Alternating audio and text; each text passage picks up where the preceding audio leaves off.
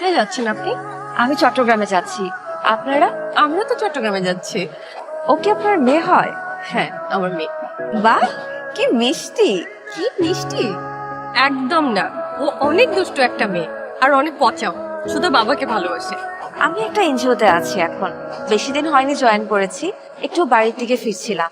আমি চট্টগ্রামের স্থানীয়। আচ্ছা আচ্ছা, চট্টগ্রামে অবশ্য আমার বাবার বাসা, সেখানেই যাচ্ছে। আচ্ছা, তাহলে তো বেশ ভালোই হলো, একদিন চলেন না দেখা করি। ঠিক আছে।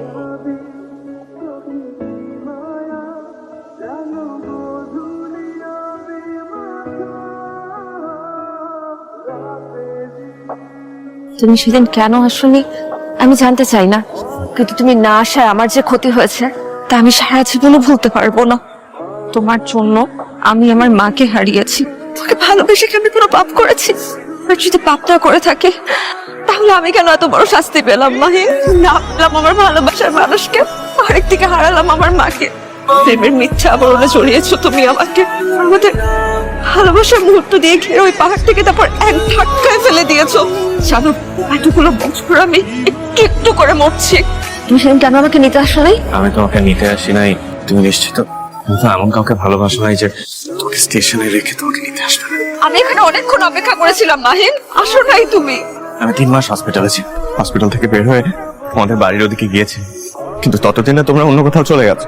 যখন আমার সব হারিয়ে গিয়েছে তখন তুমি গিয়েছো।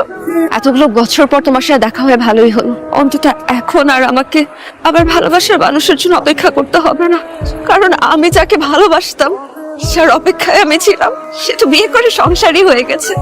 মায়া দাঁড়ান, আপনি কেমন মানুষ বলেন তো? যে মানুষটা আপনাকে খুঁজতে খুঁজতে পাগল হয়ে আছে, সেই মানুষটাকে দোষারোপ করে চলে যাচ্ছেন। যে মানুষটা আপনার কথা ভেবে এখন পর্যন্ত বিয়ে করেনি। আপনি কি মাহিনের ওয়াইফ না?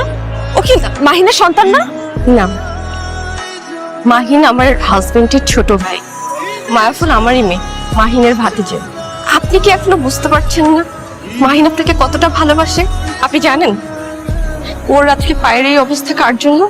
আপনার জন্য। মায়া, আমি না মানুষকে ভালোবাসতে দেখেছি, কিন্তু মাহিনের মতো এত অন্ধ ভালোবাসতে আমি কখনো কাউকে